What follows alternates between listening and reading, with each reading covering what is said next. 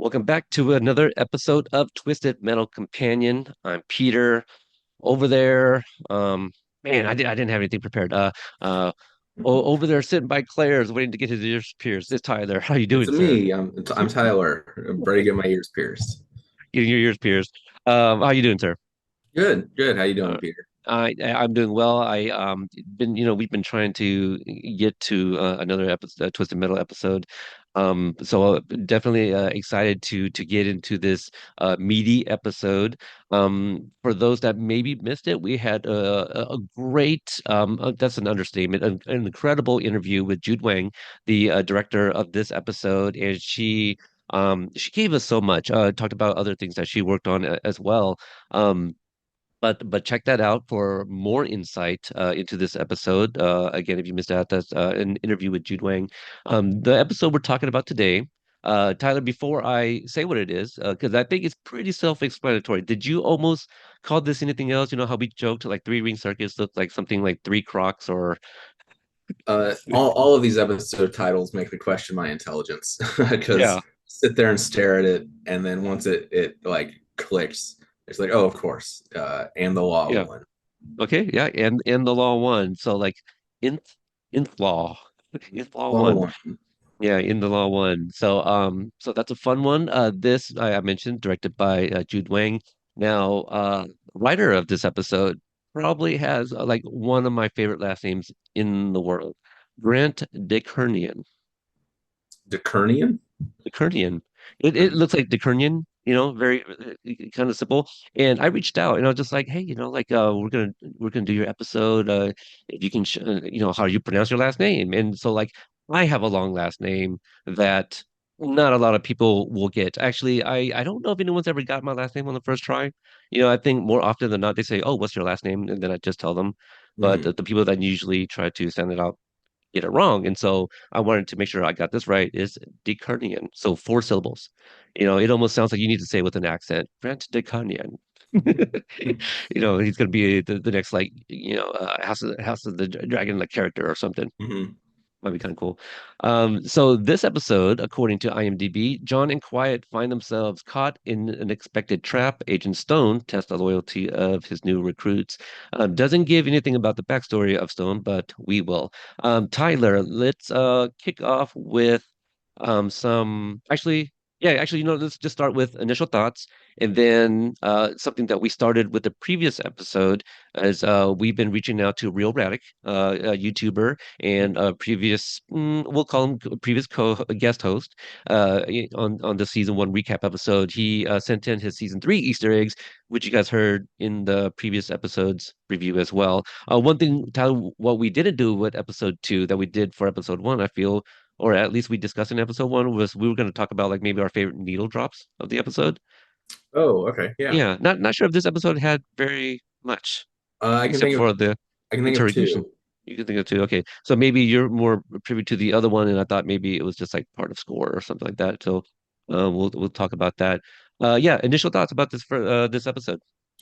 Yeah, fan of this one.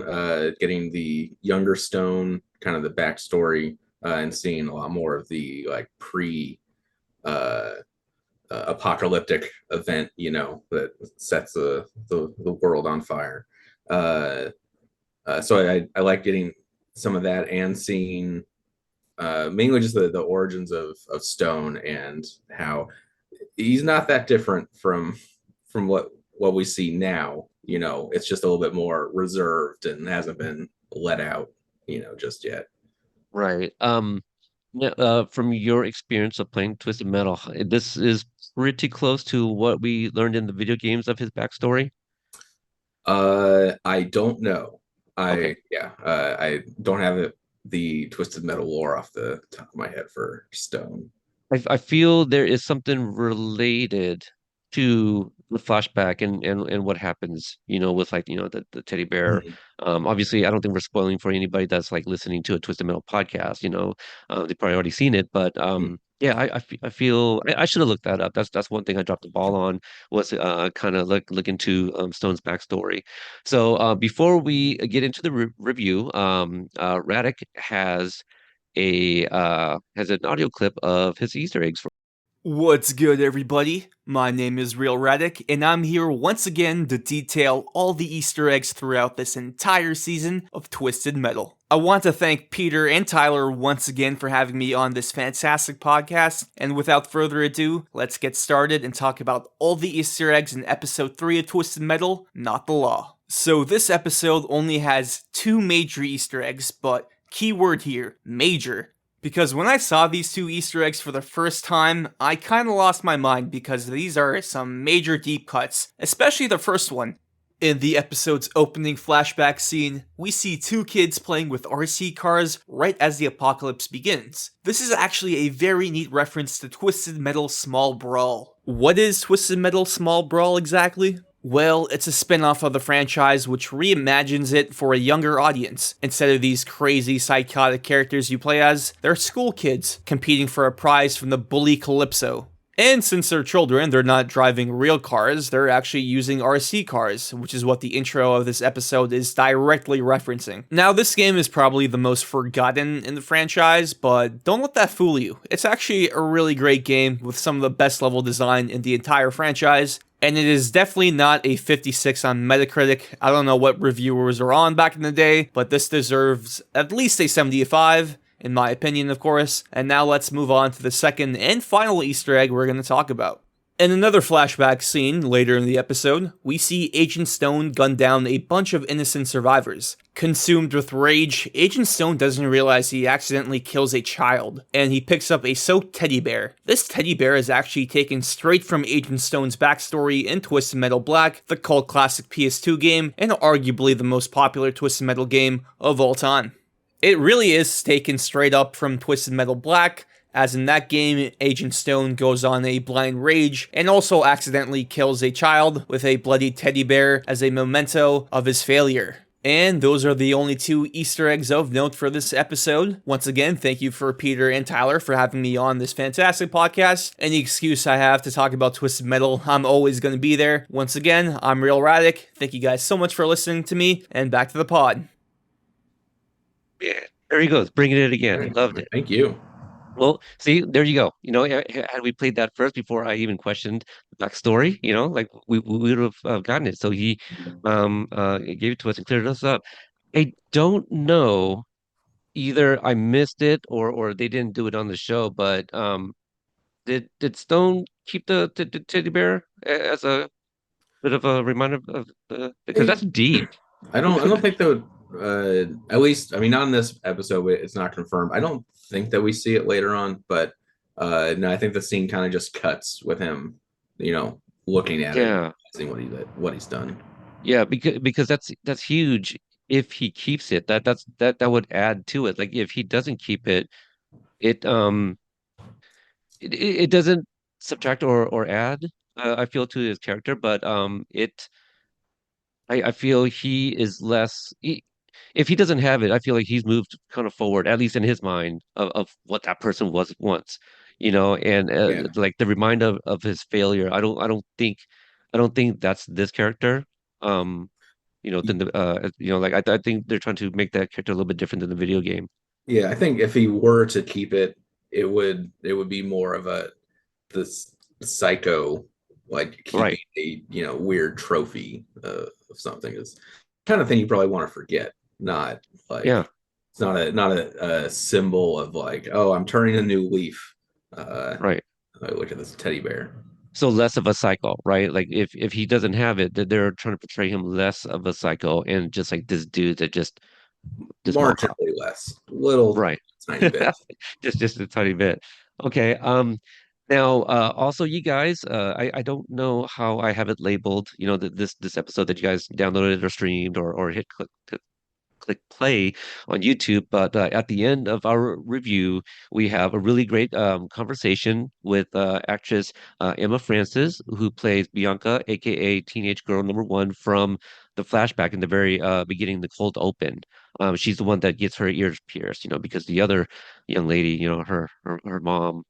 I forget the language, but I do have it in my notes. So yeah, stay tuned for the end to hear that discussion. And then after Tyler and I close out the episode, we will have like a tiny um stinger, with her, where Emma kind of shares like one last tidbit about her preparation of that day of filming. So, Tyler, anything else? The one thing I did forget was a little bit of housekeeping. I do mention this in the interview later in the episode, but the writers' room has ended, and so that means they are starting production. So I don't know where they are right now in terms of production, but at least they're out of the writers' room, so that's very exciting. Yeah, Yeah, and just next month will be a year since the show has released. So that's the other thing, guys. If we pump out all the episode reviews, like what else are we going to be, do in the meantime? So, but yeah, we'll continue try reaching out for more interviews. But like some like the bigger cast members and crew, they may not be available as they kind of prepare for season two. But I mhm. do have another character that we won't see until the forgetting the episode. It's when we see a lot of like some of the uh more characters in a bar later on in the season. So we have another we have a few, but we have one that I'm working on scheduling next. So that really excited about that. So Tyler, one of the other things I really like about the episode is, well, especially when it's like something that's post-apocalyptic, like we hear like apocalypse way too often, and it's a very it's a word that describes like it's a very visual word. Um, but what I like about the show, and correct me if I'm wrong, is Quiet the only one that refers to it as the fall? Oh, I'm not sure. Because I picked Yeah. up on that pretty early on in my music, like before we started the coverage, because I remember thinking, oh, I like that, like I'm gonna start using that, because again, the writers, they're deliberate with the words that they use, and so Quiet does mention like at the end of the episode, she's talking about like, oh, before the fall or whatever the language was, and I was trying to think, I was like, did anybody else call it the fall on the show? Because I do wonder, like this entire series, the season rather, the first season, there's a lot of different communities, and I don't expect everyone to be using the same lingo. Mhm. Like I'm sure Quiet's over there wondering why the hell this guy keeps saying Jello. Like I guess just where he comes from, they say Jello as bye or something. I love those looks that she gives him, but she uses the fall, and so like I do wonder if anyone ever refers to it as anything else other than that on the show. But yeah, that's one of the things that stuck out for me in this. Obviously the backstory. So we'll jump into it. Yeah. So starting off in the very beginning, we got the 2002, and we got the two young women, teenage girl one and two. One just got her ears pierced, and the other one wished that she could, but basically has a strict mom. She uses another word, but her mom is good for something, cigarettes. What'd you think about this cold open here, or actually just the very beginning of it before we Uh, see Stone? a very annoying teenager thing to do to call your cigarettes a ciggy. Uh, maybe if they were British, it would sound less weird. Okay. But American teens just smoking ciggies. Uh, uh, yeah, very nostalgic for the open air mall they're sitting in. Yeah, we don't have a lot local to us. Is Woodburn? Is that the only one you can think of? The Woodburn outlets here in Oregon? Yeah, Oh, that's right. Troutdale? Isn't there one in Troutdale too? Oh yeah, yeah. That's way more of just a strip mall. Okay. Yeah, yeah, definitely not as big as the Woodburn outlets. Yeah, Yeah. yeah. Okay. We do mention in the interview as well. We see Claire's Radio Shack. You said Anchor Blue. You saw Anchor Blue. Did you say Uh, Anchor Bay in the? maybe it's Anchor Bay. Yeah, I think one of their heads are covering the second word. Walden Books. I see a Walden. Because I Uh, know Anchor Blue. So is there like a that might be okay? it. Okay, so you don't know that one, right? Anchor Blue. No, no. Anchor Blue. I feel like we've discussed this maybe in the season one recap. Anchor Blue either switched to something or was something and switched to Anchor Blue. It's kind of one of those things like that's a very good example. But basically, yeah, it Sounds was like something. denim. Is there a lot of denim there? It's kind of like I think the closest now is not even American Eagle, but whatever is Oh, like okay. maybe a step down from American Eagle. Like not to say that Anchor Blue wasn't a good place to go, but that's where I would go and get my jeans. Um, Just like your Hollister and your okay. I was about to say and your Anchor Blues, I was gonna say, but yeah, Hollister, PacSun. I'm gonna start naming clothing stores I've never been into, but I've seen at the mall. I feel like Anchor Blue was kind of like the first big one before we started getting like the beach wear, like the West Coast beach wear kind of look that would become popularized with here we go, guys. Here's a little nostalgia trip. We're here, Doc Martens, right, with the jeans, the little cut on the side of your cuffs on your jeans, so it just fits perfectly over the tongue on the shoe. Um, did you ever own a pair of Doc Martens? Yeah, I'm an idiot. So when I first started working at the post office, I thought Uh-huh. Doc Martens are good boots, right? I'll get a pair of Doc Martens, which added like 10 pounds to my Right. walking upstairs every day, and that didn't last very long. So I do have Well, a pair, but yeah, the soles are like 6 inches thick, right? yeah, yeah, not after you carry mail in them for months. Yeah, that's hilarious. I don't remember you wearing those. If it lasted one day, maybe that's why I didn't notice. By the time I got to our office, yeah, I had given up on Okay. just normal work shoes. Oh, that's funny. But yeah. So, oh, that was a style. Let me see. So here, the other young lady played by Brooklyn Nelson, she's about to light one up. And then we get Security Officer Stone. I don't know exactly what his title is. Everyone's going to call him something different. He definitely he is a real cop. Like he is a police officer. He's just Okay. assigned to the mall. That's like his beat. That's what he's Ah, like explaining to people. As I work for the police department, I just work at the mall. Like that's my area. But okay. everyone treats him as the mall cop. I thought he was lying. That's Okay, funny. it could be. I Yeah. mean, the uniform seems a little bit more. It does lean more police like for me. But yeah, that's I took it as he is a cop, but no one respects him. He's Right. he's still at the status of like a rent a cop. That is interesting because I don't feel the actor is playing Stone in a way where he's like, look, I'm a fucking cop. Like nobody just believes me. Like I feel he's embarrassed by the fact that he is a mall cop, but tries to play up that well, like I'm more important than a mall cop. Like I'm, an officer. Yeah, So that's interesting. We maybe we can reach out to Jude or something to kind of find out. Just so we can, yeah. have that confirmed. I think What? it's Yeah, sadder if he's an actual cop and these teenage girls are just screw you, like get out of here. yeah. But see, and again, it would be absolutely 100%. And if he was a cop, I feel he would try to enforce Mhm. whatever BS, because he's definitely And doing I, that. and I think as we get near the end of the episode, I think the breaking point he has, I think that's like all of those interactions that he's had, where like he should be citing them, arresting someone, doing whatever, but now he hits that breaking point and he just lets all of that out in like the worst way.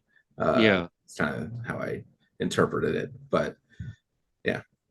So he does get a little creepy. I don't know. I forgot if he calls him attractive or He's calls them beautiful girls. okay, yeah. So, is this him socially awkward, or do you think it's just like he just sees like a couple of cute little girls? I think it's like that old fashioned like, oh, Hey, young like lady. the ultimate thing I could say to you to be nice is to say that you're beautiful or attractive. It doesn't matter that Okay, I'm an adult man and you're a teenager. But they thankfully in a very woke 2002 are like, hey, that's creepy, pervert. right. Oh, yeah, absolutely, it is. And the one who has the cigarette says that like her mom's a lawyer, and do you think she was actually gonna call her mom like for real, or do you think she was playing it up Oh, I think she would because probably call her mom, yeah, but right. like it just I think it's Bianca then says like, but she didn't pass the bar, right? And Oh, right. tells her to Okay. shut up. lawyer adjacent, right? Yeah, yeah. Right. My mom Okay. tried to be a lawyer, so that's good enough. Right. Maybe that's why she's smoking. She didn't pass the bar. That could be it. We get a little mention of a razor phone. Did you ever own one? Yes, I You did. did. Yeah. Okay.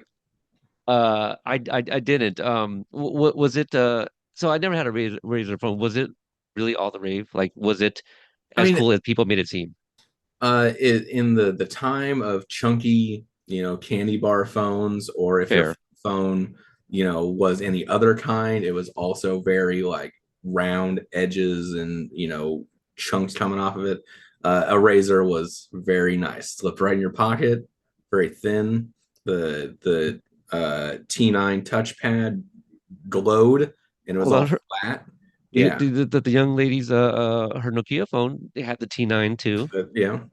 This, T9, you guys, is predictive texting, which is spelling, so before we had swipe and you know basically our phone having autocorrect, we had predictive spelling. Um ugh, People don't know how good they have it now with the like smartphones. if you wanted to type the word cab, you would hit the one like 9 times. I think two. I don't know if one was Or two. actually. Yeah. I think it starts with two. I used to know it, obviously. Did the Razor phones predict, or not predict, but warn you way ahead of time that you were getting a call when you're near a speaker, like Oh all the yeah. other phones did? Oh, okay. So Yep. that was just kind of like all the phones back in the day. They don't do them now. No, yeah, yeah, they don't do it anymore. But yeah, you used to be able to, your speakers would freak out and you know that Tim's calling you. Like, I'm about to get a call. And if you had those Nokia phones where you could like change out your batteries, people would get like the transparent case, so Mhm. you can see like the batteries light up, and the battery will light up way before your phone goes off. So it's, yeah, you guys, technology has changed so much in over just 20 years, as it should, but it's just it's crazy, like we've come a long way. We still have, it's not just like Snake on our phone anymore. We you can try to download Snake, but okay, so anything else about the cold open? So I didn't even write this down, but why didn't I write it down? I kind of ended. Oh no, because I said Skynet taking over, right? And then Oh we yeah. see, like the fall, right? So like all these things are, meteors or something, right? Like I think one of them is about to hit Smallville, and then that show starts. So yeah, what do you think about the sequence? Yeah, yeah, we get the phone like freaking glitching out. That was Uh cool. and then yeah, you just suddenly what is it, a piece of some NASA space station or something comes and perfectly slices a guy's leg, in half, and ATM starts shooting out money, and people, start running over to grab it all. And yeah, it's Anchor Blue. Sorry, confirmed. There Anchor we Blue. go. Yeah, yeah. So, yep, Skynet, this is their judgment day, I like it. Um, so that's pretty much the end of that. It is really well done. We go back to John and Quiet, who are still on the ground after being tased by Mike from the end of the previous episode. While they're on the ground, Quiet gets a little traumatized and sees John as her brother Loud briefly. And then Agent Shepard instructs Mike and Stu to strip them and zip them. I like this moment too, where like Stu is just being a little too nice, just making sure that they're all still okay. I'm gonna take your gloves off. Don't worry, you're going to get that back. I'm gonna take your jacket now as well. Yeah, and Mike, you don't have to tell him everything you're gonna do. Just do it.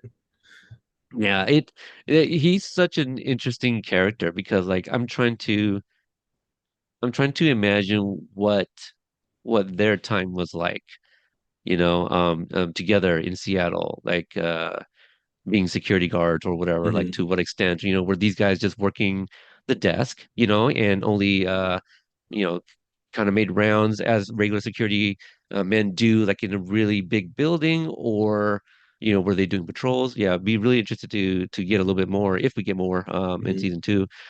Um, Stu, let's see, yeah, Shepard comes over and reveals the branding on Quiet's arm from the first episode, and let's see.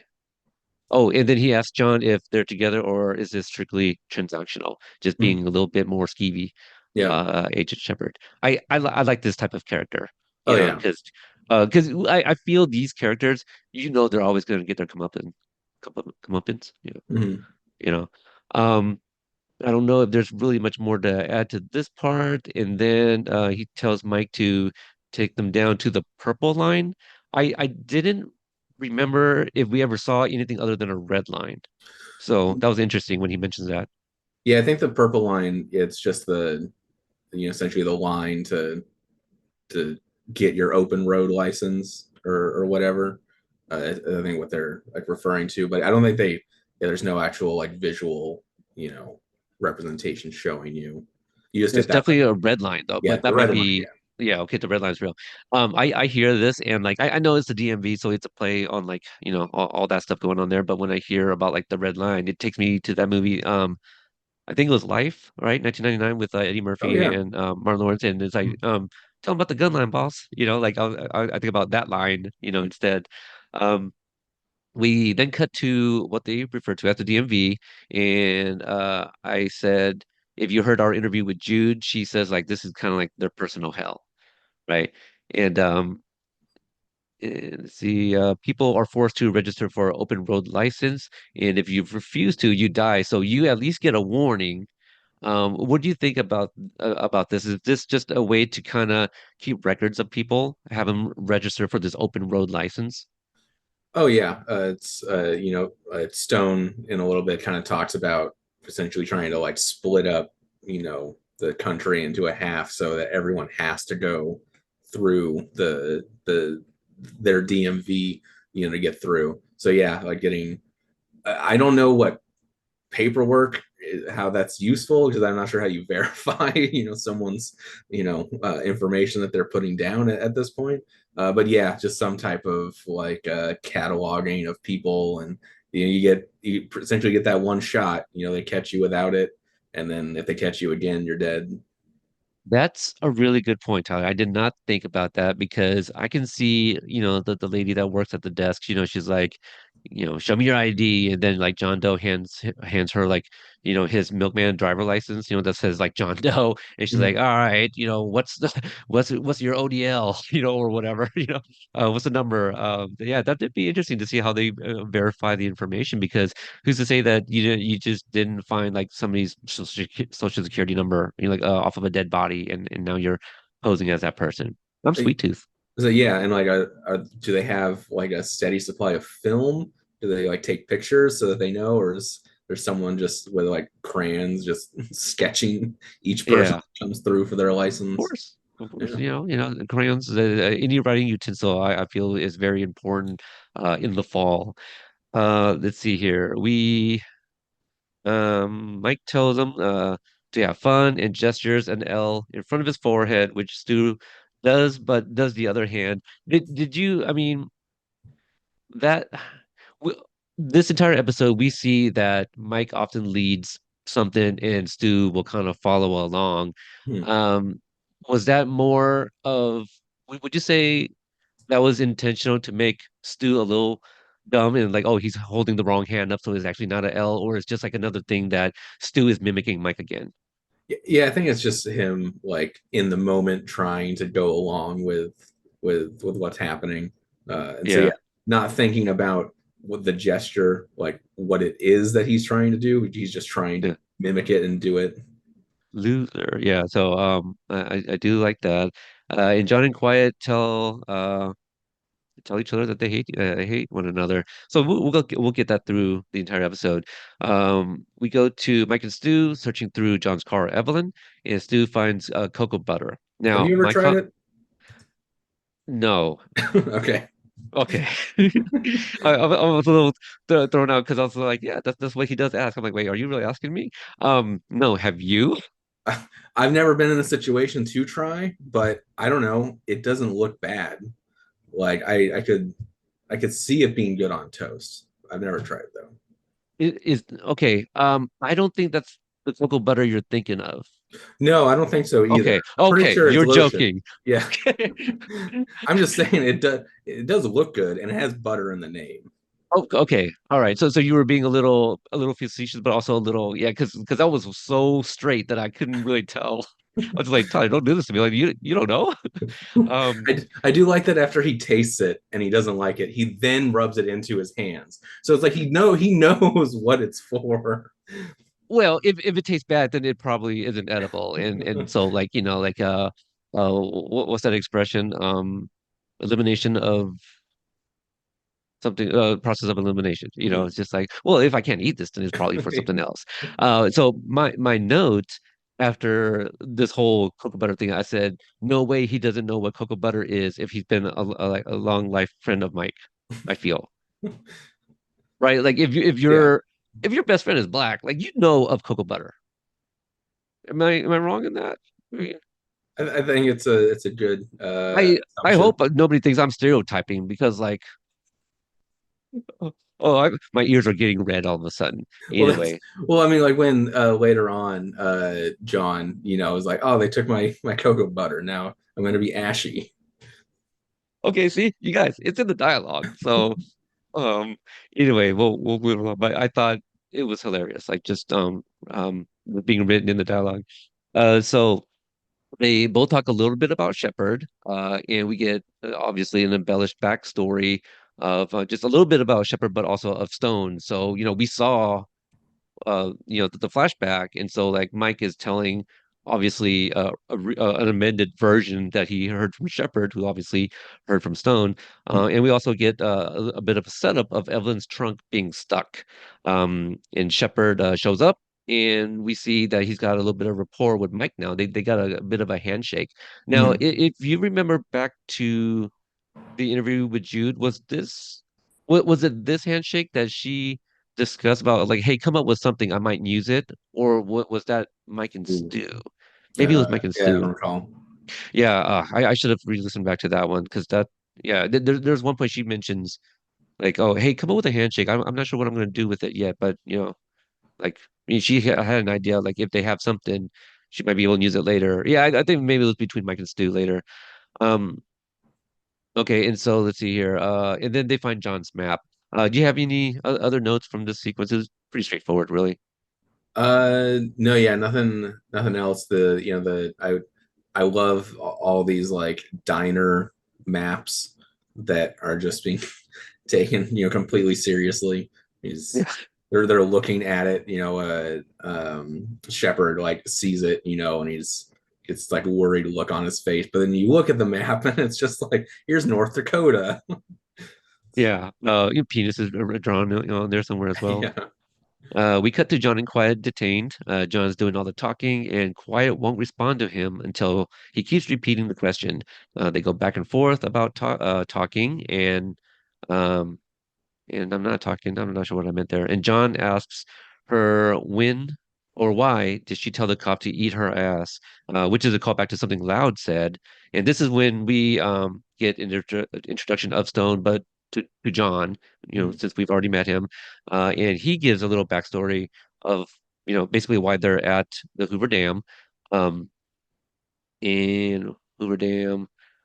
I like this part where he makes a little joke and Shepard gives like this little forced chuckle. Oh yeah. What's the It's oh like, ha, ha, uh like it's something about dry or Yeah, my dad used to take me to the dam, when I was a kid. The tour was a little dry. it's Some just, dam ah, humor. ah. It's kind of like where like in the previous episode where we get the introductions of Mike and Stu, and then they kind of like get their like little welcome to the family, and it's like whoo, woo, they all like the scattered claps, like it's that like I love that subtlety of like these guys are just lame, you know. Um, let's see. Okay, John runs his mouth, tries to get out of this, but Stone reveals that he found the map and wants to know who the map maker is. John protects Tommy and lies that he found it, and John is really buttering him up and trying to say all the things he thinks Stone wants to hear, and it almost seems like it's working until Quiet spits a loogie in his face. Mhm. Do you think it was starting to work? Uh, I mean, a little, yeah. Just like Stone, is like, responding to him like respecting authority or whatever, and he's not talking down to him. He seems more like I'm on a level where I'm starting to reason with you, and then uh, Yeah. that goes away.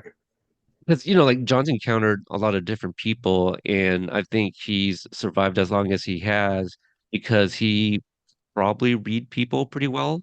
Hmm. Not everybody, but like he has a pretty good read on people. And somebody like a Stone, oh man, like all you got to do is stroke this guy's ego, and you can probably get away with anything. Yeah.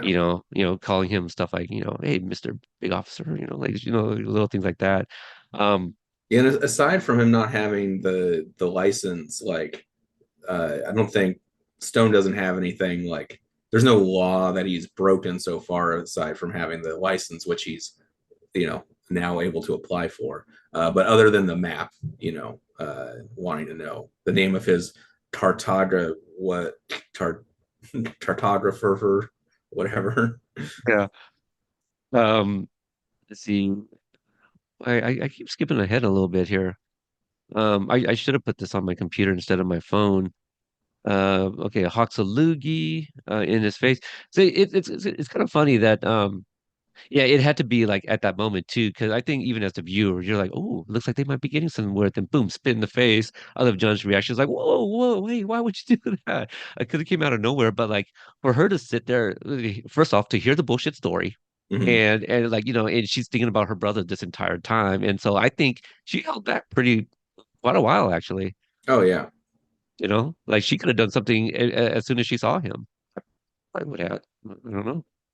Um, Shepard steps in and backhands Quiet and then Hmm. punches John.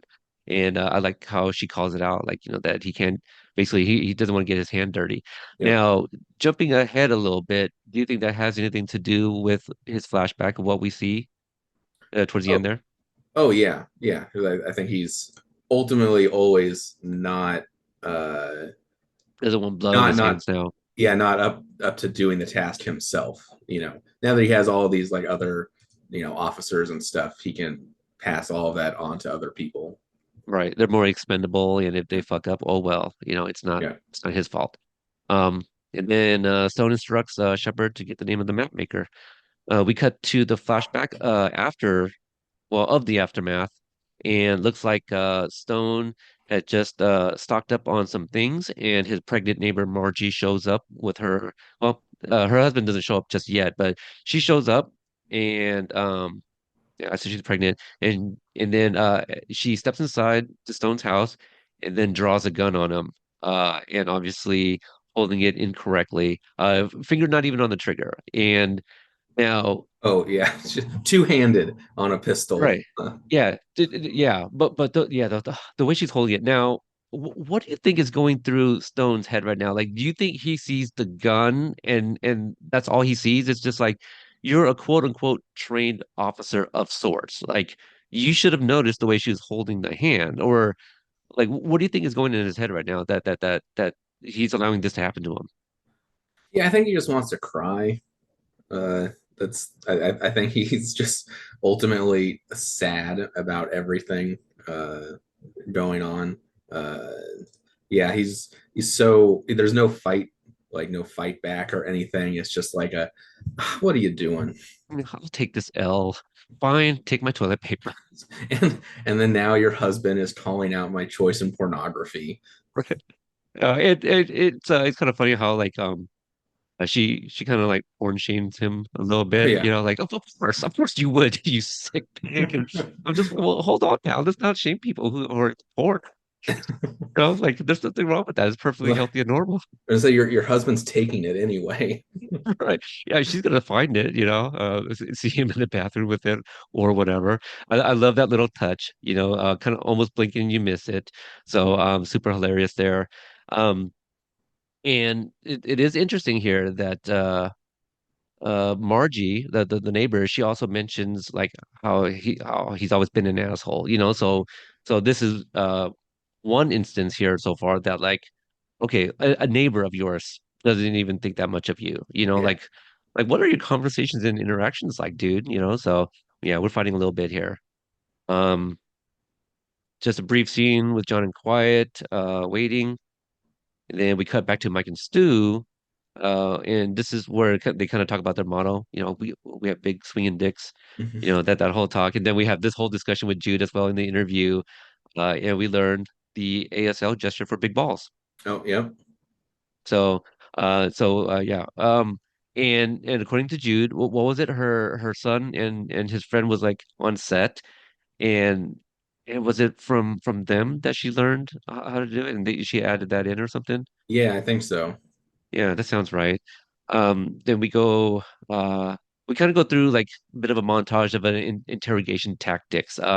Mike and Stu, try to present to them, a stack of papers, say to fill it out in triplicates.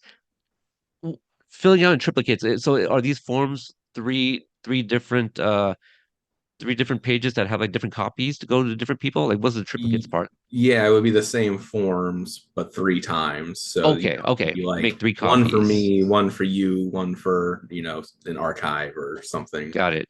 So Um, so they don't or ran out. They don't have like those other forms, where you have like the yellow and the pink like behind the main yeah, the one where transfer yeah, paper or the something. transfer paper. Thank you. It's been Or so long since I've used one. or they do, and this is just, like everyone else has to fill this out once. You two are going to have to fill it out three times. Fair. That The that that's tiniest probably it. pencil. Yeah, yeah. Tiniest pencil. Yeah. So I love like this sequence of physical comedy from Stephanie and Anthony. Um, And then, yeah, we get Barbie Girl. We would find out a little bit later that this was Stone's jam back in the day. Surprised. But anything that you picked up on during the interrogation and all that, it's a little montage there. Yeah, I mean nothing. Nothing too important. It's all mostly just kind of the comedy of like, what is it? They have their eyes Oh, held open, yeah. For the and DMV, you got to get your eyes checked, right? they get doing the eye test, which then they seem to spray pepper spray into their eyes when they mess up. Just Well, no. Well, Quiet, or when it was yeah, her turn, she says FUCKU, yeah, and yeah, that's what. Yeah. The other thing that I picked up is like Stu is going through with it, but Mike's the one that's having fun. yeah. Like this is entertaining to him. Yeah, you see Um, a moment there, yeah, where like, yeah, Mike is like laughing, with what's going on, and yeah, the whole right. time Stu just looks like he wants to be anywhere else. Then we bring Stone back to talk to John and Quiet, and yeah, John is obviously loyal to Tommy and will not give him up. Um, and then, oh my gosh, Stone tries to get under, excuse me, his skin a little bit, and this is where John learns about. Oh no, no, tries to get under Quiet's skin a little bit, and this is where John learns about her brother, about his demise. And then we go back to Youngstone again, who is sobbing in the living room. So there's your cry that you said he wanted, and he's drinking by his lonesome until another neighbor, an elderly neighbor, comes to check in on him and is asking for some assistance. What was he saying? Like some looters or something? He says some terrorists have taken over his restaurant, and he needs his help because he's a police officer, and that's who they need right now. Right. This was the part where it just drove home how like pathetic he is, because he just got robbed by his pregnant neighbor and her husband, and then now he's just drinking on the floor, and someone else just walks in and he's just like, hey, I can't help you. Like at this point, how are you not barricading your doors or like immediately treating anyone as hostile? Like, but I no, would he's argue just, that, Tyler. Maybe he is helping people. He's saying, "Hey, walk into my house and take whatever you want." yeah, absolutely. There you go. That's why he's not barricading himself because, like, maybe he's like, you know what, Margie didn't harm me, and maybe nobody else will if I just give them what they want. Yeah, You know, yeah, yeah. take He is definitely servicing the community. take all of my canned goods and pornography. Um, so yeah, the whole terrorist thing that is really interesting. Because we're obviously gonna see these terrorists a little bit later, but yeah, this gentleman he is definitely disappointed, right, that this officer would not help him. And this was something that obviously we spoke to Jude about the director about this moment where he Stone looks at the shadow box of his father, and I guess I kind of just picked up on like the the subtext of like everything that he was feeling, right? Like Mhm. he's looking at his dad's shadow box, who is an accomplished like a law enforcement, officer, and in the shadow box, right, it says Special Agent Patrick H. Stone, father, husband, man of the law, and you got a pistol. It was probably a pistol he was given like at retirement, I feel, like and I'm just kind of like filling in these gaps, like stuff that I've seen like from the military. So Mhm. I feel like when you retire, you're given some sort of like a token of sorts, and so like maybe this pistol, and he has 8 rounds inside the shadow box. So I feel, well, it says in memory, so it's not a retirement thing. So like his dad probably died like in action or Mhm. something like on the job. Yeah, it was Is like a that's what that service is. weapon or something. Yeah, the 8 rounds, I don't know what that signifies. I was thinking like did he like one round for each year that he served when he died maybe, but his dad looked a little bit older, so I can't see it Yeah. being 8 years. It could be insignificant, but I'm always looking at the details of things like this. Anything else you noticed from the shadow box worth mentioning? Yeah, shadow boxes open very easily from the back. You don't have to punch through the glass to get to that. Yeah, I think he just had the last straw. Yeah. You're right. It's just because he doesn't need it. Well, no, yeah, he's definitely grabbing the pistol. It's just, yeah, I think it's just the last straw because um I think if we saw him turning it around and open it back and carefully take out the pistol, it's not as fun. See, what if he like cocked his fist like he was going to break through it, Ah, but then he's like, no, and then he daintily opens it up because he doesn't want to hurt Dad's picture. that's right. That's right. Yeah. I think you know what I think that's it. Like we don't know the dynamic between father and son, right? Like what was his father proud of him in his own way, or was his father always like, "You ain't shit. You ain't never gonna be shit because like I am Himothy, right? Like you can't even touch me." And so like maybe Stone tried all these years to be like his dad, never achieved that. And this is the you know what the big fuck you, dad. I will show you. Like I will be that guy. Like that could be it as well. That's the punch. So like Mhm. I'm gonna be Agent Stone now. I hey look at me. I'm the captain now. Like like that. We go back to the DMV and we're in the waiting room. There's another person that's incarcerated that has tires as some sort of like protection. The wardrobe. Yeah, I really dig that look. this is one of my favorite like comedy shots in this episode. Yeah, the number changing on the wall, and then the like this wastelander, yeah, wearing like rubber and cut up tires and patches and stuff, checking his arm to see that he's the one that's up next, and he just kind of looks over and just stands up. Oh, I guess it's my turn. And It doesn't he reminds look me, back one more time to Anthem like, well, see you guys later? yep. It reminds me a lot of like the Beetlejuice, like You're waiting right. room scene. Yeah. You know. Yeah. Funny enough, did you see the any of the posters for the upcoming Beetlejuice? I don't think I've seen any posters yet. No. There's one of like I think it's like his like you don't see his face, but you see like part of his body like in the waiting room again, and he's holding like the long strip, and I think you see something that and they kind of like like the two sticks out because it's Beetlejuice Part 2 kind of thing. Yeah, Okay. so it was a play on that, really funny. It's a joke from Uh, the first one, so of course it's going to be in. yeah. Now, I also like how like there's also a letter with the number two. So it's not like Mhm. 67 and then 68. It's like B 67, 68. So I was thinking, I was like, is there other waiting rooms, other lines to be processed and such, like is there a It 67 being called somewhere else? is that it implies that there's a lot of people that are potentially waiting for numbers. Yeah. Well, yeah, it's a very interesting identifier. John tries to talk and Quiet shuts him up. She then looks over at him and he said he was just and she sees that he was just trying to be empathetic. And this is where she opens up a little bit and then John shares that he also had a family as well. But he doesn't remember them. I really like this moment too with yeah, Anthony Mackie's acting. And I thought it was kind of powerful that he said that he doesn't remember them. All he has is like a burnt picture and some memories. and it's just like that ain't shit at all. Like that's pretty sad. I mean, Quiet like says as much, you know.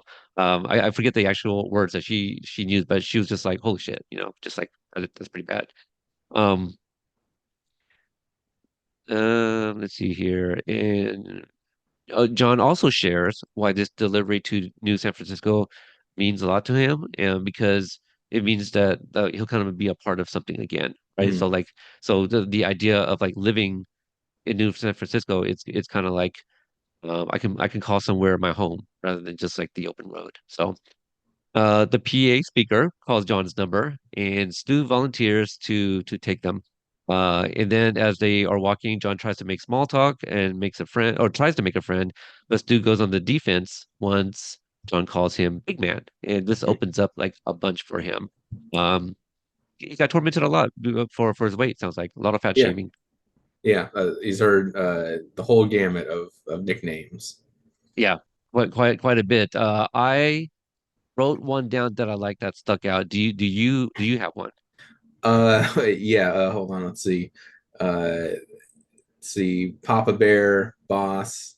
But my favorite is, let's see, Big Titted Timmy. Me too. That was also my favorite because I was just like, well, number one, who's Timmy? And so like I just maybe it's just a play on the name, it's just or I mean a play on the word, like TNT, big titted Timmy. I, That I was like the hilarious. I like the idea of giving people nicknames that just aren't also their name.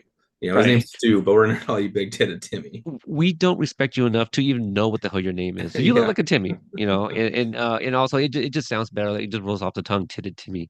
But that's the one that like I lost my shit. I was like, what the hell? So I love that. Uh, Uh, and then being compared to Bruce Valanche is another one that I I loved. don't, I don't, I don't get that reference. Bruce Valanche was like a comedian and writer for like the 70s and 80s. Like he did a lot of writing and punch up on the Star Wars holiday special. Uh, Oh, okay, that all, I'm familiar with. if you see a picture of him, you'll probably recognize him. Okay. Um, Stu has a hard time coming up with something to call John because he's too good looking, and Quiet adds that his breath smells like shit. And Tyler is showing me a picture, and okay, it's okay. I can, you know what? I can kind of see it. I mean, well, the one with the facial hair, the beard, and stuff like Yeah, that. I can kind of see it. Yeah. Bruce Valanche is very funny. Okay. I'll take your word on it.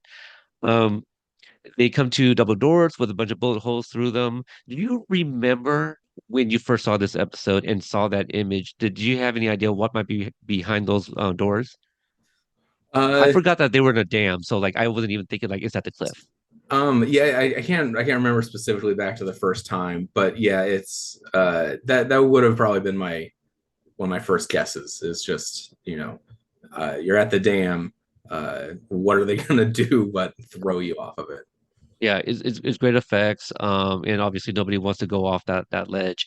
Uh, so at this point, Mike is really trying to befriend him, trying to get him on the side, get him on their side, and Quiet sees what John is doing, and then she tries to like get into his head a little bit and brings up Stone and like what Stone's trying to do to him, put a little wedge between like Mike or so Stu rather, with the lawman. Um, and then they talk him into it. It's like, hey, leave with us. And so they take off, they go to the evidence room and they look for keys, and this is where Quiet finds her brother's jacket and takes off when they weren't looking. Um, I didn't pay attention this last watch, but I was kind of curious to see if this was like a little movie magic. Like it was it possible for her to leave without them being seen when we were focusing on them. Even if like they did like didn't really just kind of hide it like off screen, but Hmm. like could she had gone through it and like their peripheral, like Hmm. did they really have their back view? Watching the scene back, they're pretty much like in a corner, Okay, like looking at the pretty good keys and distance. stuff. So yeah, like it would have, like, if she was able to be quiet enough, what she could have I just think walked I would say she's quiet enough. out. Yeah. Absolutely. Yeah. I No I like arguing them. there. I like them looking for his car keys, and neither of them knowing how to describe a specific key. It's got teeth. That's the funny thing. The funny that you mentioned that. I have never picked up on that dialogue. I'm always looking at Quiet, and and when I'm not looking at her, I'm looking for Easter eggs, Hmm. like in the scene because it's an evidence room, right? Like you have to Yeah. dress that, and there's no way that there's got to be something that we're missing, even if it's not tied to Twisted Metal. There's got to be something else that people threw in there Hmm. because it's cool. Um, I don't know if I've ever mentioned this on a Twisted Metal episode, but and I don't know if I've ever told you this, but I think I've asked you this before, but you're caught up in Cobra Kai? I've seen 3 seasons. Okay, so there is a dream sequence because you remember how Johnny has one in season two, Hmm. and he's like having beer poured into his mouth by Carmen, and she's like on the table. So Carmen has a dream sequence of her own where um Johnny was never a fan of like somebody nicknaming themselves, so he had some contention with like Maverick calling himself Maverick from Top Gun, things like this. But he shows up at her door as Maverick. But in this dream sequence, in Carmen's apartment is this random replica of Doc Brown's drawing of the flux capacitor from 1955. Like I got the screeners for that season, and when I was watching it, it stuck out like a sore thumb. Actually, features like my favorite movie of all time. And I'm just like, no way is that the drawing of the flux capacitor. And like I pulled up the image, and then I tried to get the clearest image, and I was like, that's it, that's the flux capacitor. And I shared it with somebody that works on the show. They're like, I don't know how you found that. I'm just like, dude, it stuck out like a sore thumb. Like, what are you talking about? Clearly, you don't know how like big of a fan I am of that film. So that was really cool to see. I don't think there's anything like that level of an Easter egg, but I'm always looking for stuff, Hmm. and not often am I finding things. So that was a fun moment. We cut back to Youngstone, who has been escorted to a place called Jungle Lodge and Grill. And I guess the old man, yeah, he owns this place. He walks in carefully and is, clearing the room and is really quiet. And then he hears some voices, and then he finds some people and confronts them. And it's just a bunch of people like taking asylum, like at this business. Hmm. And like, so let's talk about this group real quick. um, we don't know much about the owner, who owns the, he called it a restaurant. Did he call it a restaurant or did he say his business? A restaurant. Yeah. Okay. Yeah, it is a grill, but it's also like a play place, right? Kind of like a Chuck E. Cheese-esque. I mean, No, maybe not Chuck E. it's supposed to be Cheese. like a rainforest cafe. There you Like, go. so it's just a That's bunch of tropical shit everywhere, and it's dark. yeah. What was the zebra sketty? Zebra sketty, was that Oh one? No, it yeah. was Uh, was it we've got enough snake sketty and coconut I shrimp to feed 100 kind people. of want to try those. Big sketty. That kind of sounds good. Um, So these people are so the old man, I guess basically his problem is like these people live here, they're gonna have to eat as well, right? Like so they're taking his resources away, and that's basically why he wanted his Stone's help. Yeah, but when he comes in and the way he describes it is terrorists have taken over my restaurant, when in reality it's the other people that live here like are scavenging for food. Yeah, he definitely comes across as like a person who uh, they're going to describe a situation in the worst way possible because he wants Stone to just go in and take care of them. He doesn't That's care about the people there. right, and then that's absolutely it. And to kind of like give some insight to what Stone might be processing, I did 10 years in the army, and like I don't think I would be able to do that. Somebody came to me and was like, I got these terrorists, can you please go help me out? But I know some people that would, right? But let's just say like I'm that guy. You tell me, you come to me for my help and you say, there's terrorists, they broke into my restaurant and X, Y, and Z. You're putting me in the mindset to possibly kill somebody, and so like Oh, he's yeah. already going there prepared to kill, you know. It's very reminiscent of like people calling the police, on Oh yeah, some the some Karens and violent, Chads. yeah, violent person, in the park, and it's kids playing tag or something. Right. Absolutely. Yeah, it's very much that. Um, I don't know if there's like any physical cues that we get from that, but that's just kind of to add to like his psyche. Like I don't know if people kind of remember like that exchange with him and the restaurant owner. It's like, oh, calling them terrorists and stuff. Like, yeah, so he's not just going in there to like help pick these people out. Like that man wants these people like gone, at whatever it takes, basically. So, and then we've seen everything else that has led him up to, what we're about to see here. Um, pistol. Okay, see, again, I gotta find a new method of my notes here. I keep scrolling around by mistake. Um, he didn't. Okay. So yeah, one of the gentlemen here recognizes him as like the mall cop, like from the area. Mhm. Uh and they're really talking him down, and it really starts to get under the skin. So I kind of forgot how it kind of does go 0 to 60. Like I thought there might have been like a little bit more of somebody really provoking him, but he just had it and just ends it right there. Yeah. Well, yeah, he comes in and then like he pretty quickly like assesses that like, oh, these are just like people, stabbing you for food. But Trying to survive. he reverts straight back to, but I'm a cop and this is technically against the law, even though there's no law, to speak of anymore. And he's like, so I have to do my job, and you people just have to leave, not, uh, reasoning with the entire situation of where they're all at, currently. Right. So Uh, he shoots them all. Um, And then he shouts at them after he has shot them all dead. I told you I am the man of the law, right? And that's just something that he just saw in his dad's shadow box, right? So he took that from that. And then underneath the table, he sees like a pool of blood, coming out, and he checks underneath, and then he finds a bloody teddy bear.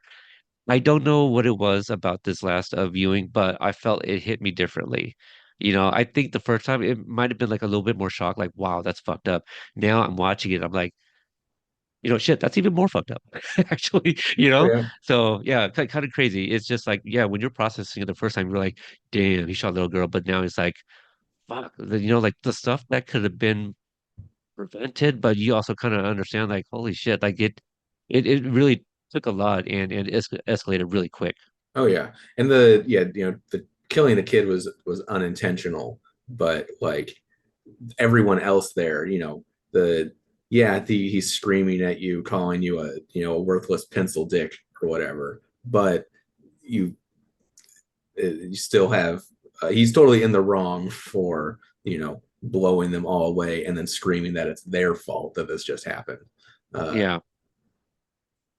The way Youngstone plays it, and we had this discussion with Jude as well, because she wanted to get our thoughts. I kind of forget the exact question, but basically she was trying to. I think she asked the both of us like if we, kind of like did we think, kind of basically what we were thinking was in his headspace. Did was he in the wrong, and kind of that. I remember having that discussion mm, because I was just like, ooh, she really put us on the spot with like a really really heavy moment here.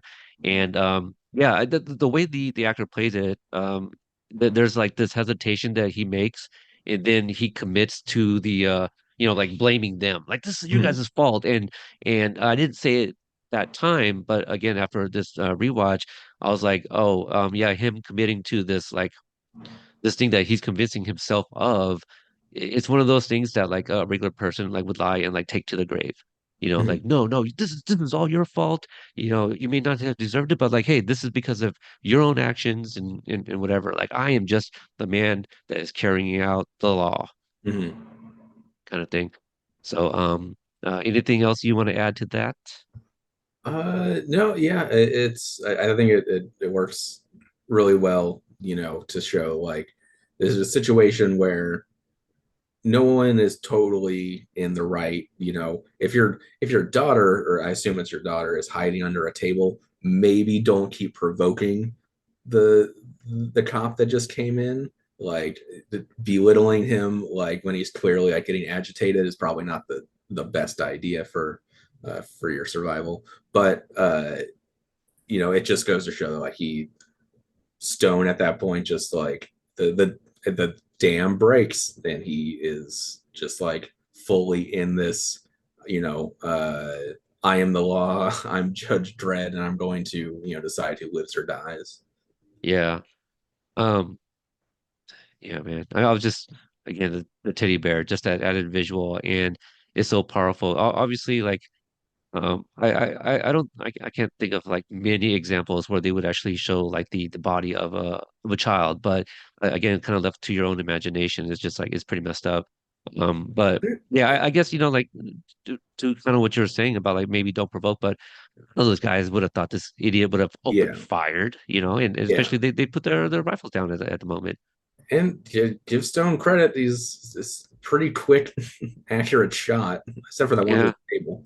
But it, like, yeah, yeah, it's don't. Well, y'all, all you got guns drawn on each other. Just chill the hell out. yeah.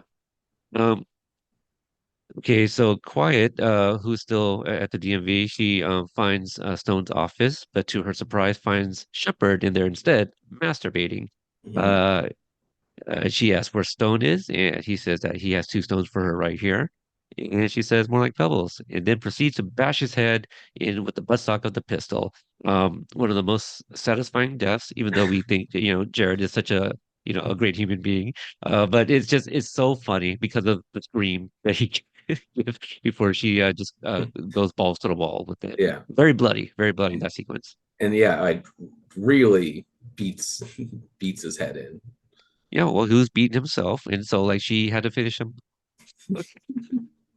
I must say, I these shows that are for like a much mature for a much mature audience, I have fun a little bit more fun reviewing because I don't feel like I have to be a little careful what I say, like a Cobra Kai podcast where like there might be a younger audience also tuning in kind of thing. So so like some of those jokes I probably wouldn't make on a Cobra Kai podcast. So thank you, Twisted Metal, for that. We go to Mike, who is still looking for Stu.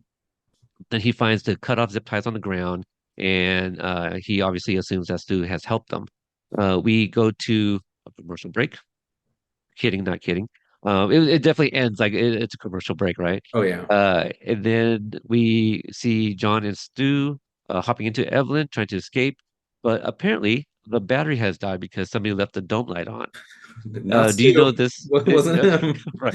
Is this a problem you know too well? Like leaving something on in your vehicle that just stalls the vehicle? Oh, I mean, I've definitely done it before. Yeah, Headlights, maybe. yeah. I'm familiar with getting into a dead car and then seeing the one thing that's switched over that shouldn't be, you know. There's a lot of like crafting this sequence, because you have to set this up early, which they do in the episode where Evelyn's trunk gets stuck and then it like literally pops open. Not even metaphorically, literally pops open, and you have to be careful or you'll hit yourself. But now, Quiet is not with the group. So how do you slow them down so Quiet to catch up? So Quiet can catch up. Follow the vehicle, maybe give her a little bit of time to catch up. And it's kind of a nice moment where she just, shows up at the end to help push Evelyn. So now she's helping them. I like the like the thought process of all of this because it's not as simple of a getaway, right? Like I wonder if Mm, they sat there and be like, how can we complicate things? The car won't start. Okay, what makes a car don't start? So these are the things that I'm fascinated with, like decisions that are made into something so like minute to like a regular watcher, mhm. you know. But it does build tension, right? Like, oh Yeah. shit, now they're stalled. Like, oh, the cops are gonna catch up for sure. So Stu, being the helpful man that he is like the last guy to like give that little bit of push because it is a stick, so maybe they can get the car started once you get rolling, kind of thing. But again, Evelyn's trunk pops up and then gets Stu just right and knocks him out. Unfortunately, do you kind of remember your thoughts like when that happened? We're like, ah, shit, like what are they gonna do to him Uh, now? I mean, yeah, just a general feeling bad for Stu. Like, I wish Right. he would have gotten away. He's Uh, trying to help. He's trying to help, yeah. and then like this happens. but John not realizing that he's not in the car, and it's like, come on, Right. you would It, notice Stu hopping into your car. right. I mean, it is four doors, right? Mhm. I'm pretty, yeah, it's four doors. So, but you're right. He would have felt it, but maybe the sheer adrenaline of Yeah, escaping, like you're not even thinking that. But obviously, Quiet's just like, no, no, no. He's I did. playing. Yeah, I liked when Quiet disappeared and John's just immediately like, oh well, we've got a lever, let's go. And then Right. yeah, when Stu gets knocked out, and it's like, no, we can't go back. We have to leave. I kind of get that idea, like John, and maybe this is for a lot of the milkmen who are kind of targets out there on the Mhm. open road, right? They are carrying very, I mean, they may be worth very little value, but it's value to somebody, and so I can see them getting robbed all the time. So you have to kind of have like some sort of mentality of like, oh, to save myself, we must leave them, Mhm. kind of thing. Um, and then let's see here. Wyatt catches up. Already mentioned that. So since John makes that decision to leave Stu hanging, he says Jello Stu. So there's another Yeah. again call back to Jello. And you see Quiet looking at him again, like what the fuck's he talking about Jello? And then John sees Mike. No, John sees Mike sees John out. Okay, I missed a period here. That's why. Mike finds a knocked out Stu and says if Mm. he's not with them, then he's against them. And Yeah. then we pan out, and then we see like it's a group. So like it's almost set up as like, oh, it's only Mike, but like shit, it's the entire crew that kind of finds Stu there. Um, and then John is driving, and they're trying to come up with somewhere to go. And then Quiet shares like, oh, her and her brother were trying to go somewhere, before the fall. And then he says where? And then, earlier when Quiet was like walking around the DMV, we did see that she found a map. And so she says there's a sanctuary. He asks where does it have a name? And she reveals Topeka. And Mhm. so like it's supposed to be like that moment where we're like, oh shit, like she's gonna go find Stone, right? Yeah. Like so that's the number one thing to on her to-do list is like Yeah. we're gonna go find Stone. So And Topeka's uh the HQ for the lawmen. right. And they did not show us, so we saw a moment where Shepard goes to Stone and says, do you want me to go to HQ? Mm. And he says, no, I'll take care of it myself, or something like that. They don't cut to Quiet or anything like that, but if you're paying attention, they're speaking in front of them, Yeah. and I don't think I would have reserved this comment, but I'll say it. But like I don't know if this is that show where like in the sitcoms where they're like two characters are trying to be quiet, but like the third person is literally like 2 feet away, and like, Yeah. oh, they're not gonna hear us. And so I don't think this is that type of show. So I feel Quiet heard, right? And so it's like he's gonna. That's how she knows he's going to And Topeka. well, and even if not, after she kills Shepard and she's looking at the map, she see there's a little pin that says like HQ Right. at Topeka. So she, if even if she didn't hear, probably That's put true. together that like That's this true. is That's a good somewhere point. he will be at some point. I just made a comment that she was looking at the map. So, but I do remember obviously, that we know that Shepard. Well, I guess bringing that up now, we know that that's where Stone does go, right? He's going to headquarters, so we know that he's going, and that she's finding out. Okay, headquarters is over there. Okay, so yeah, that's it. Yeah, so they headed to Topeka, and that was the end of it. Um, Before we close this out, Tyler, do you want to give any last thoughts before we kind of end this and get into Emma's interview? No, I think it's a fun episode that also the something I wanted to mention was I think I may have mentioned it during the interview with Jude was something I like about Twisted Metal is the like uh how it juggles the comedy with some of the darker stuff and having having a show that will jump from a Bruce Valanche joke to then a sadly dead child is not something you often see handled well, and I think Twisted Metal does it great. they're doing a lot of balancing acts. There's just so many moving parts. With special effects and all of these things, and it's wild. Like, my biggest coverage is Cobra Kai, and that has three showrunners. Like MJ is doing this. I'm not saying by himself. I'm sure he has help, like a lot of other people do, but like we know him to be like the lone showrunner. But that's so many decisions go through him as well, and so yeah, it's pretty wild how like great and entertaining this first season is. So um I don't expect like a sophomore slump, but that is one thing that I don't know. Actually, I probably still have it on my Twitter. This is something we mentioned that the writers' room did end, and when it ended, it was actually like an announcement that MJ made on Instagram, and he says. The writers' room for season two of Twisted Metal has wrapped. The last 20 weeks with these brilliant and hilarious, thoughtful, creative people has been a joy. The hardest I laughed in a long time. I love these people dearly. Each and every one of them helped make season two our best one yet. I cannot wait for you to see the madness we've cooked up for you. It's going to be one motherfucker of a season. So, I mean, if that doesn't get you excited, I don't know what Mhm. will. So yeah, just like I just love his use of words. Keep it R-rated. So, all right, as I promised at the top of the show, this is our discussion with Emma.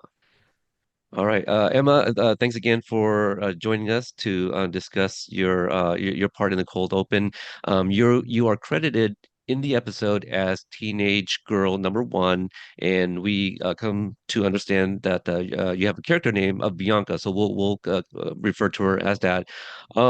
Let's learn a little bit about you. You also sing, right? You're a musician, or Yeah, do you also play, or can you yeah, talk a little bit about that?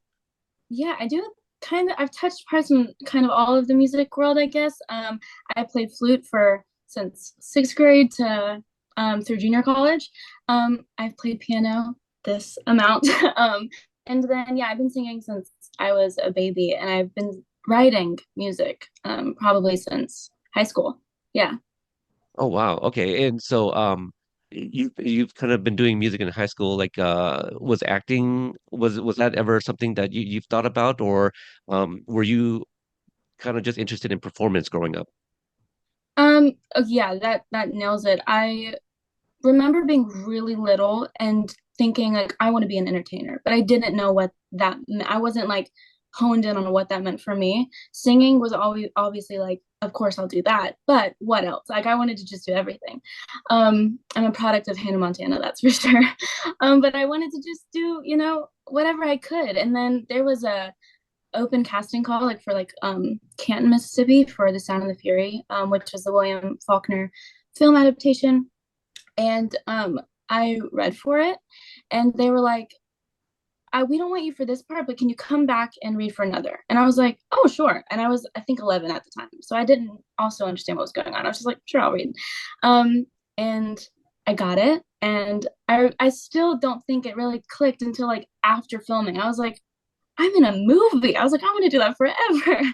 And so, yeah, since that day, I ended up getting an agent, not to an actor, and then, yeah, I just kind of done it ever since. Other than Miley Cyrus, right? Like, were there Yeah. any other inspiration? Like, no shade. Like, I'm a fan. Like, I'm not asking you to like reveal your age or anything like that, but I feel I have at least maybe one or two kids that are older than you. I say kids, but they're adults. And then so they grew up on Hannah Montana is what I'm getting at. And then I have little ones who just love the song Flowers. So like Oh, right. yeah, not that I'm trying to escape Miley Cyrus. I love me some Miley Cyrus. Like I love a lot of her music. And what's that movie that she's in?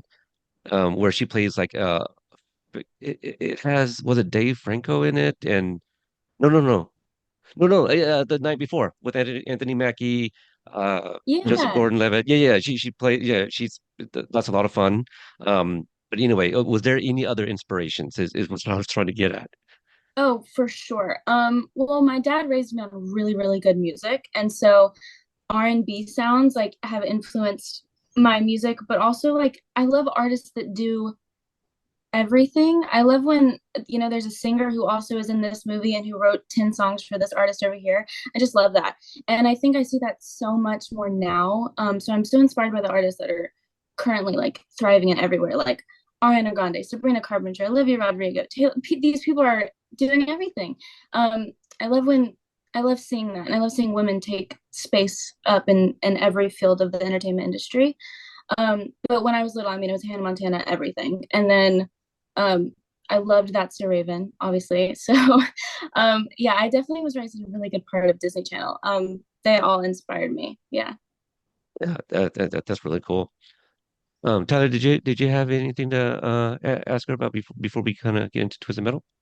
Oh, I mean, is there anyone right now you're listening to that you think other people should, if you want to just throw out a recommendation? Okay. If I'm gonna say one, I could just give you 80 right now, but I'll give you one. Gracie Abrams, she's a singer-songwriter.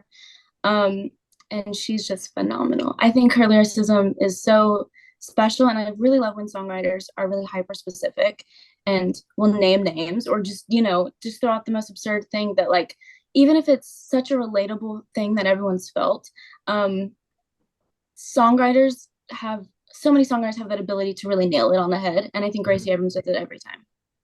Great. I'm gonna have to check that out.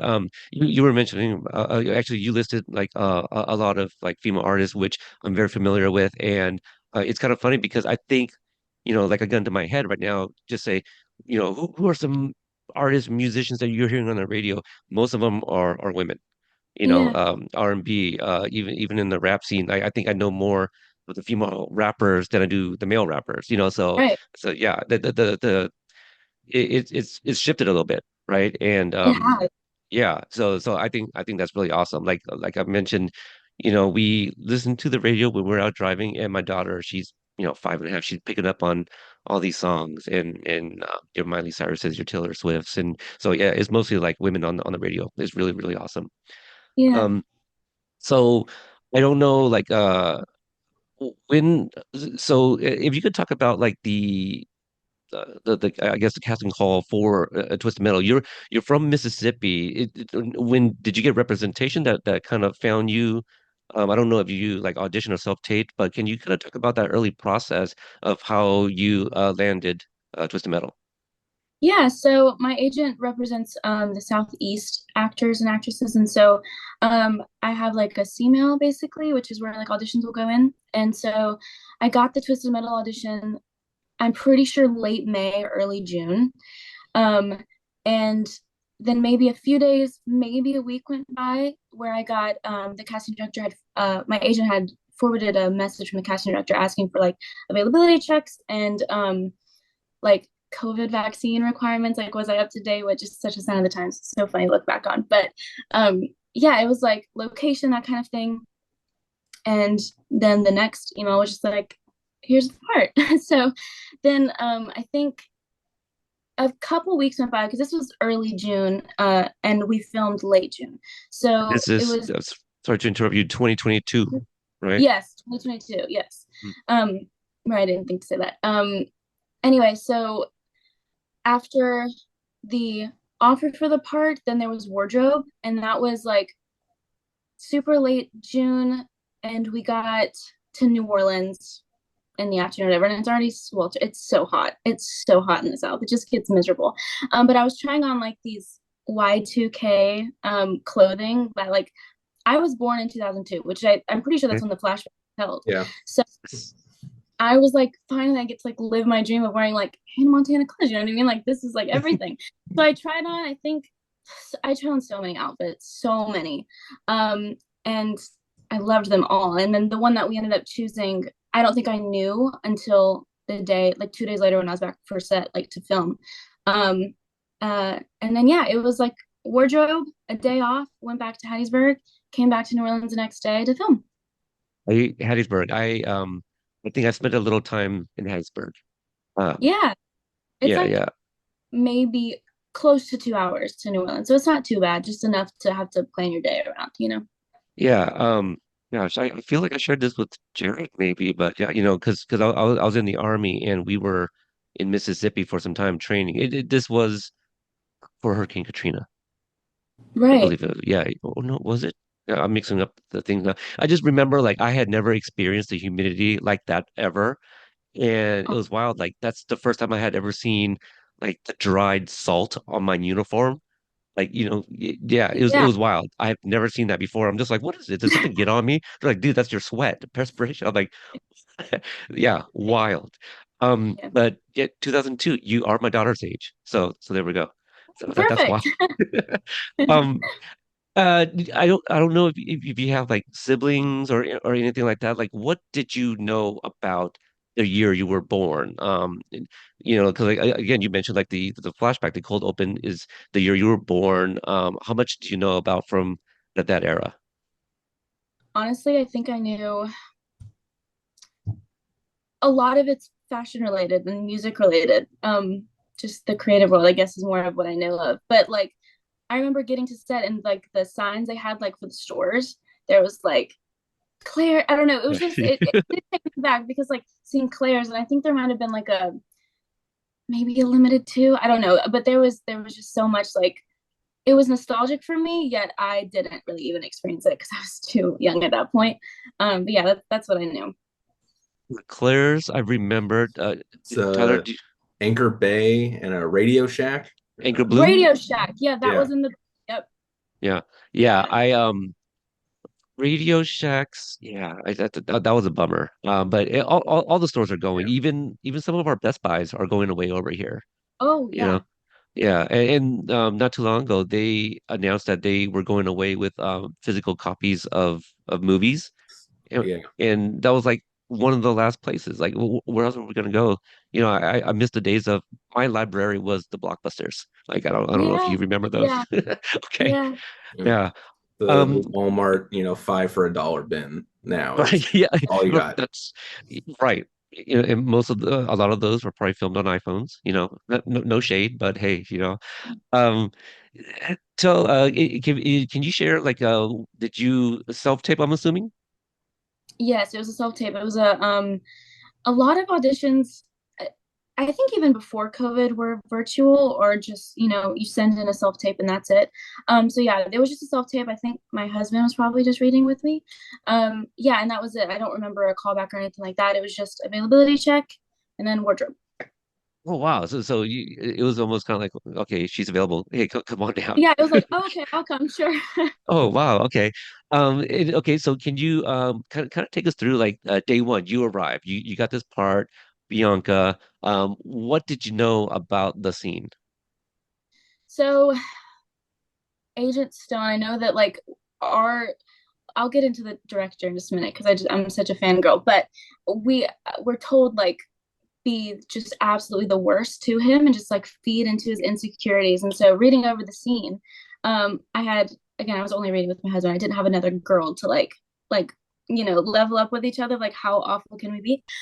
So being able to actually do it and the first time do it on like while we're filming, it's nerve wracking, but it's also really exciting. And I think there's like a naturalness to it because you're not practicing so much. But yeah, I knew to just be the worst and be a bitch, which is so fun to do. And I haven't been able to do that on screen before to that extent. So yeah, that was really exciting. Youngstone was played by the actor Richard. Do you know how to pronounce his last name? Is it Conky or Conk? I'm not sure, You're not but I sure? do Okay, know. so yeah.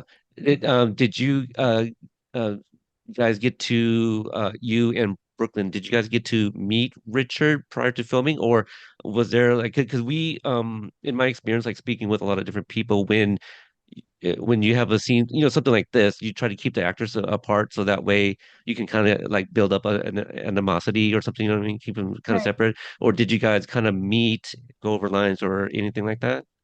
I think our first meeting was blocking, so like Okay. there wasn't an introduction or anything like that. And I also don't know how intentional it was because of our like call times and stuff like that. Like Brooklyn and I, we were getting ready like not on set. It was very far. It was like a far little drive. So when we got to set, I think we had a few minutes to kind of just like check everything out and be like, okay, this is where we'll be. And then it was like, all right, let's block. So yeah, there wasn't like a formal introduction or anything like that. But I think after the first couple takes, you're like, hi, I'm Emma. Oh, hi, I'm Brooklyn. That kind of thing.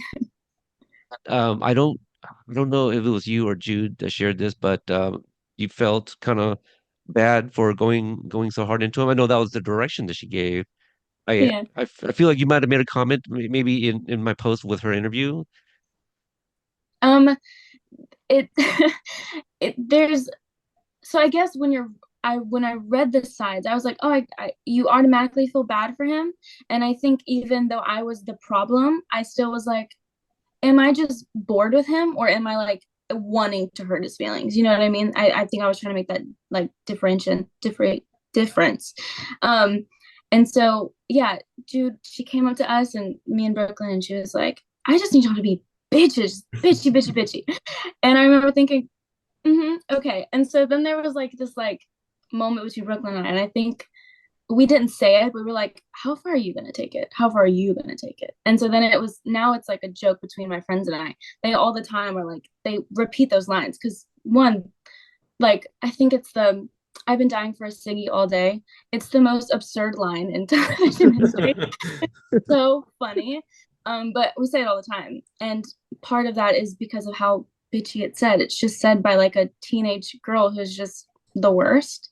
But yeah. Are you familiar with Paris Hilton? Oh yeah. Okay, Oh I yeah. feel that's where Brooklyn's character. I feel like she was watching. Tyler, do you remember the Paris Hilton and like Nicole Brown show that or Nicole? Wait, Uh, yeah. The thing Rich Life or yeah. yeah. yeah. Did you watch 100%. that, Emma? No, but I've No, seen like okay. pictures and clips of it to know that it's like everything.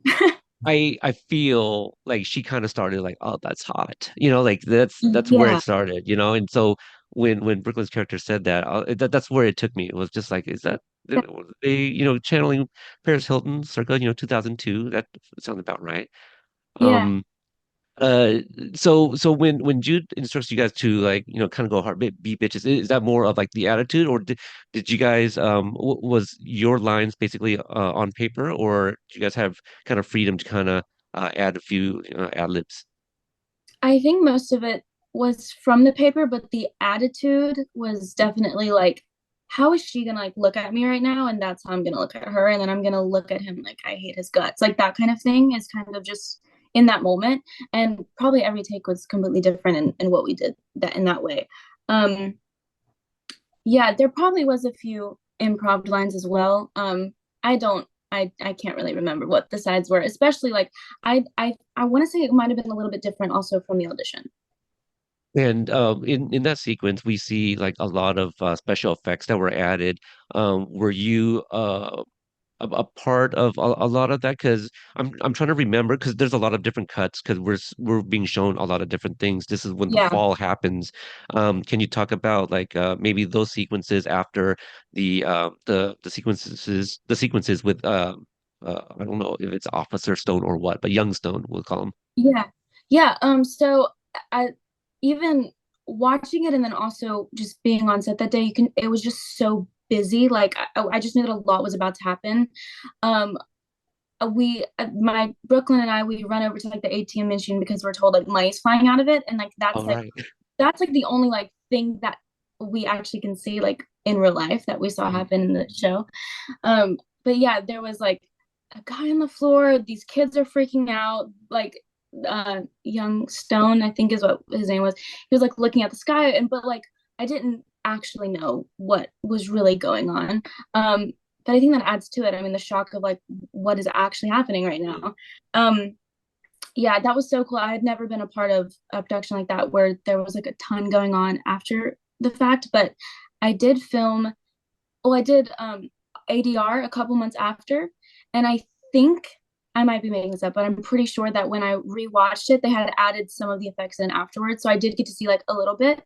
Um, but yeah, at the time I was just like, oh my God, this is cool. What are they gonna put here? Why are these like why is Radio Shack like greened out? Like what is that for, you know? Right. And that what was the filming, the shooting process? Like what was that like a one day? How long did that take you guys? that was one day and it was so quick. Before Twisted Metal, I had just done two films back to back, and for both of those I was on set for at least 4 days. So this was really, it was more fast paced, it was quick, but also I think my call time was like, let's say 10 a.m. and I was in my car at like 4 o'clock, so it was super quick. um we were also battling weather though. There was like a thunder like storm warning going on, and it was also so horribly hot, and so we were just trying to get it done as quick as possible anyway. But yeah, there was like a moment I think where we had to go inside because it had started raining, where there was like lightning seen in the distance that we had to like go hold up for a little bit. But um yeah, it was so quick, it was so fast, which is really cool that they can do all that in that short amount of time. But also, it was so different than what I had just done. Yeah, despite the alert that you guys got, right, the weather warning, I feel like you guys can even use that as well. Like, oh Oh shit, we yeah, gotta hurry up. Yeah, just a sense of urgency. Yeah, I yeah. think that's really cool. Tyler, I probably got like another question or two before we get to wrap up and ask her about some of the other things. Emma, did you get a chance to meet anybody else on set, MJ, the showrunner, or in any other conversations you had with Jude, the director? Oh, I think about this probably every night before I go to bed, that I did not have like a moment of with the Jude and just be like, I'm such a fan, and I thank you so much for like allowing me even near you. I don't know. There's just like it doesn't get normal, I think, when you work with really cool people that like you've looked up to. And every time it's like oh my gosh, like you're here, you're a real person. Because I think I'm a fangirl before I'm anything else. So like in any field ever, music, acting, whatever it is, I'm a fan of everybody's. And so that was so cool. But no, I cast wise, it was just us two, and then the extras that were obviously there as well. But no, that was just Brooklyn and Richard that I got to talk to the most. Uh, Anybody else have? oh yeah. So you're going, or you've already filmed a movie with Jared Bankins, also of Twisted Metal, Off Ramp. Can you tell us a little bit about that? Yeah, so the way that I found out Jared was part of Twisted Metal was during wardrobe. I was, obviously trying on the clothes, and I looked up at the wall, and they had a bunch of the cast up there with like the recurring roles of all the different character names, and then like the inspo for that character of how they wanted them to dress, and like a side by side with like video game character, that kind of thing. And I was like, hold up. I was like, I know him. We're in a movie together. And so that was crazy. I didn't have a scene with him in Off Ramp or Twisted Metal, obviously, but I had known he was on it. So that was crazy. That was just like oh my gosh. And also, I want to mention this, a bunch of the crew from Off Ramp was also on was crew for Twisted Metal. So like Mike guy, I was like, oh my gosh, hi, saw you 6 months ago. It's good to see you. That's what's so cool about working in New Orleans with these people. You get to see some of the people again. That's always, so fun. Yeah. And we discussed this briefly before we started recording, and you mentioned it's still kind of making its rounds, at some of the different festivals. Do you have an idea of when it might be ready for like a VOD or streaming or anything like that for people that would like to tune in at home? I'm not sure when it will be out, but there is a film festival that they're heading to in July. It's the Chattanooga Film Festival, and they're doing a virtual screening of it. So if Mm. you like buy tickets, you're able to watch it at home. I think it's like for a 24-hour time period. You have the movie to be able to watch it. I know a lot of my family and friends are planning to do that, um, just because we don't have a definitive date yet. Okay. And for the people listening or watching at home, if we can get that information, just follow us on social media. We'll be happy to share it. Yeah, it's really awesome to kind of hear like two cast members from Twisted Metal, like in a shared project, just by happenstance. Yeah. So happy to share that. And I guess my kind of last question here is like we know that season two has been greenlit and the writers' room has ended, and now they're kind of starting production. Have you like kind of I don't know the right fantasize or like have you ever considered like what because this is 2002, right? The cold open. Right. Have you even considered like if Bianca and friend show up like as older women and like their whole thing is to like look for this stone guy Yeah. like have you considered anything like that like the possibility of even coming back for a season two? Oh my gosh, that would be first of all, that would just be hilarious. That would be so cool also, but I would love to see that. I would do that just to say, hey, just put me in. Let me eat my words. That kind of thing. Let me, tell them all. But no, that'd be crazy. That'd be funny also. But people things happen all the time. I mean, I'll watch a show and like a character died 5 seasons ago and they're back. So you never really know. Yeah. Hey, one of my work buddies is going through Game of Thrones the very first time. And I'm telling him like let me know when you get to this episode because there's certain things I want to hear like your first reactions to. But yeah, that's a show where people come back sometimes. Right. But yeah, you never know because MJ is has written for Cobra Kai as well, and you just never know who's going to return. They have people who think that is a one-off that show up in the following season for like a 5 second joke, like you just never know. Yeah. I Yeah. just yeah, I wouldn't rule it out. And as we let you go here, where can if you welcome the interaction, where can people find you on social media? You can find me on Instagram at Emma Francis XO. That's like probably my most used. I also have a Twitter, which is the same handle. And my IMDb is Emma Francis. And I think that's about it. Okay, and that was our discussion. And again, I want to thank Emma for joining us for a few moments to kind of share her experience filming Twisted Metal. And again, that's where you can find her on social media.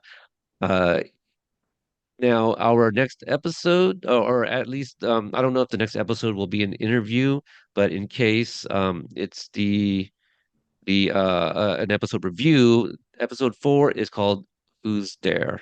And so that's going to be the next one we review. I did solicit for feedback on Instagram. So I know not everybody has Instagram, but in our in the show notes is our email, twistedmetalpod@gmail.com. Pretty simple. If you guys want to, get ahead of the game and send in, feedback for some of these episodes, we'll be happy to read them, questions, comments, anything like that. So you can email us. But I'm also on Instagram at Twisted Metal Pod, and you can reach out to us that way too, and have your comment questions heard on the show. So Tyler, where can they find you if they want to reach out to you on social media? Yeah, 300 PTS on Twitter and Rorick, ROECRICH, on Blue Sky. That's all I have. What's Rurik? Rorick, he was a painter in like the 1800s. And this Go is an look him app, up. It's fun. Oh no, a Blue Sky is the app. I'm right? Rorick on Blue Sky. Simple. Okay, all right. I'm a little older than you, so you simple to you. I'm an old head here. Um, I'll take your word for it. Somebody just knew what you just said. just jack in and you'll find me. Jack Hand. Okay, that sounds like something different. I don't think that's what you mean, but it sounds like something Agent Shepard was doing. All right. And for me, again, I kind of mentioned Twisted Metal Pod on X, also Twitter, if you still call it that, Instagram, and the email. So until the next episode, give us the map maker or meet yours. I forgot. I'll just tell you guys before I go. I forgot to mention this thing that happened. This is like my first ever like horror story almost. So my character gets her ears pierced, and I I don't think I was told, but it also could have just been my fault. I didn't even think about it being my second hole that like that's what she was getting pierced. And I had just gotten mine done a few months ago, like prior, and I had taken them out and I was like not consistent in making sure there's another earring in at all times because it will close. Well, Huh? I get to set she's like, okay, here's your note, here's 2 pairs of earrings. I'm like, 2 pairs, what would I have that for? And I was like, oh, my second hole piercing. And I'm in the trailer like trying so hard to re-pierce my ear, and I do. Like I'm like, I've got to do. I'm not gonna cause any problems. I'm not gonna make them, change something. So I'm in my trailer for like 12 minutes, just like get in there, like both of them. Oh And then gosh. makeup, they go to like look at my ears and they're like, oh, they already look red. You're like, you're good. We don't really have to add much makeup. And I was like, mm-hmm. Yeah, that's real. Oh wow. Yeah, that's pretty wild. So Bianca gets two earrings pierced in each ear. I think she's getting like her second hole pierced. I think that's like the Okay. Oh, yeah, yeah. interesting. But I didn't even think of it. I was just thinking she's a, I don't know, 14, 15-year-old girl. She's just getting her ears pierced. I know some people, get there first, at that age. So that's what I was just thinking. Yeah, I yeah. was thinking about the fact that like on my Actors Access account, it says like second hole pierced. I have now taken that out because I'm like, I'm not ever putting anything in that again. Like that is not part of me anymore. Yeah. But But even still, that's such an interesting detail for the character, yeah. and then even for like to find the right person for that too. That's wow. Yeah, the level of details that they go into. Oh, I Yeah. know. I think that's why it went over my head. I was like, oh, they probably didn't read that. They definitely did.